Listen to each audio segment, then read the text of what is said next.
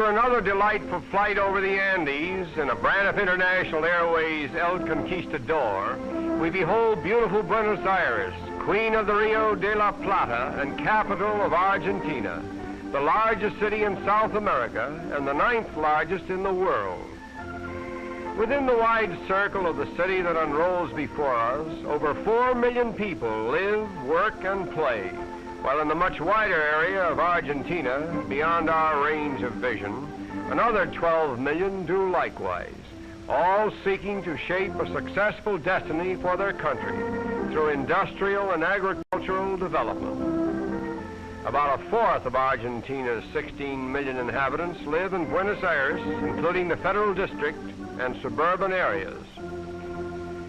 Practically every style of architecture known to man is represented in this cosmopolitan city, which is growing from day to day in size and importance.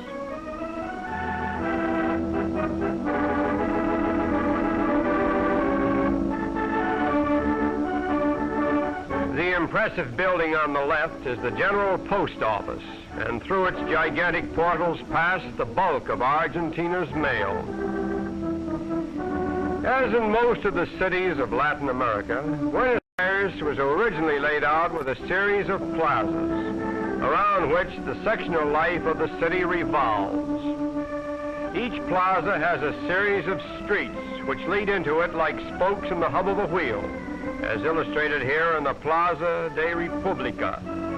Its noted obelisk has been constructed in the heart of the plaza, over an underground parking area that will accommodate 5,000 motor cars.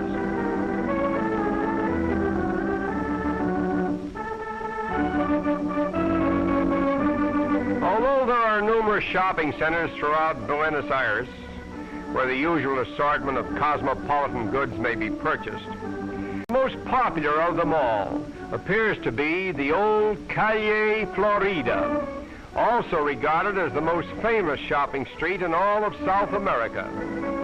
After 3 p.m., no automobiles are allowed, a great idea. So everybody throngs through the narrow calle as if it were the featured street in a block party. Practically everything that the civilized world has for sale may be purchased here, and the prices are comparable with those of the world's cosmopolitan cities, except the prices of alligator bags, which are surprisingly low and usually constitute the prize bargain for tourists. At the entrance of the Calle Florida stands a renowned old building, which houses the South American branch of the Bank of Boston.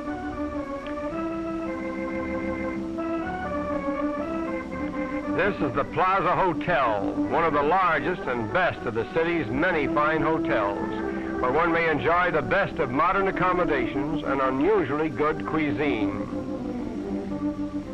The expansiveness of Buenos Aires is emphasized by its wide boulevards, many of which lead from the heart of the city to the distant interiors of the country.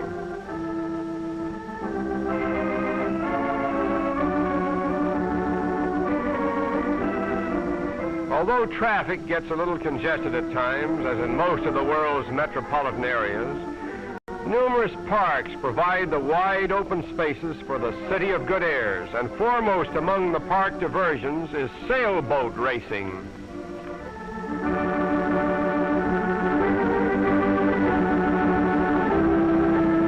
Vying with this aquatic sport is a rather amusing pastime at Palermo Park, where the youngsters engage in unique animal races.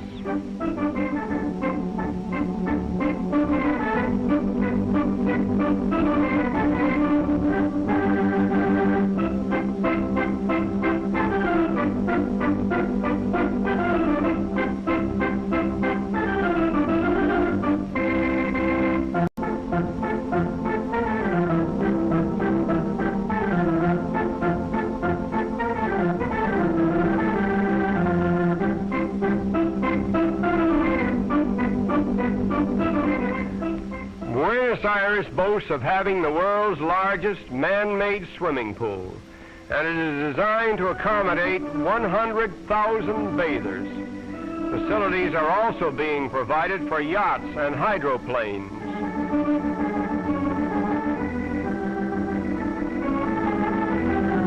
All this is in line with the present government's gigantic public health programs throughout all of Argentina.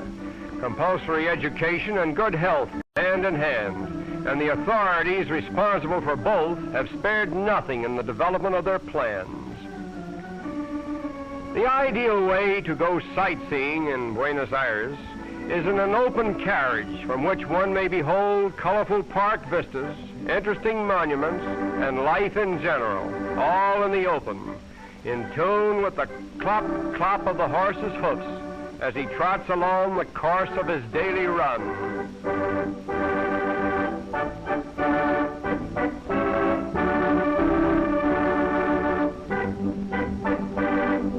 Buenos Aires is said to be the only large city in the world without traffic lights. Some years ago, the city fathers endeavored to install them, but the pedestrians seemed to think that this was an infringement on their civil rights.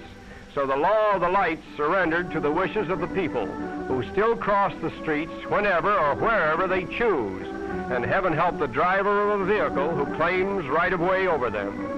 Nevertheless, the traffic police do a fairly good job from their comparatively safe elevations in the midst of the conglomerate traffic. The tallest building in the city is known as the Edificio Kavanaugh, and here it stands overlooking the Plaza San Martin. This monument was erected to the memory of San Martin, the great liberator, who led the forces of freedom against Spanish tyranny in Argentina, Peru, and Chile. This edifice is known as the San Martin House. It is a replica of the one in which he died, and is one of Argentina's most sacred shrines.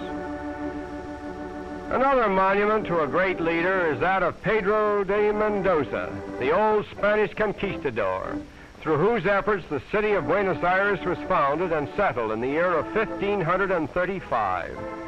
It's a long span of years from Pedro Mendoza to this American embassy, one of the city's many foreign embassies, which symbolize the importance of Buenos Aires in world affairs. The city of good airs is truly a great city, growing greater from year to year.